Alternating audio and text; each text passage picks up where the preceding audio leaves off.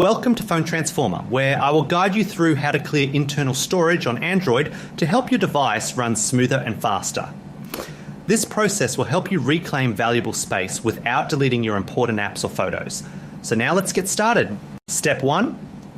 Open Google Files app from your application drawer or home screen to access your phone's built-in storage management tools.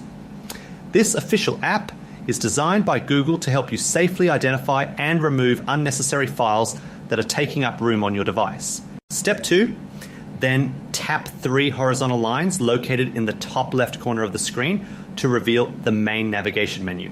Opening this menu is important because it allows you to switch between browsing your files and using the automated cleaning features. Step 3, then tap Clean from the side menu to view a summarized list of all the temporary and redundant data currently stored on your phone.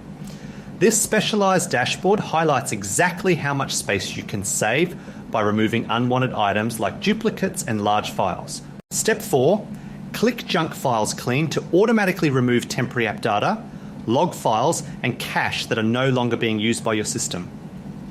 Clearing these junk files is a great way to optimize your internal storage and improve the overall performance of your Android phone. Thank you for watching, and please subscribe to the channel for more helpful tutorials.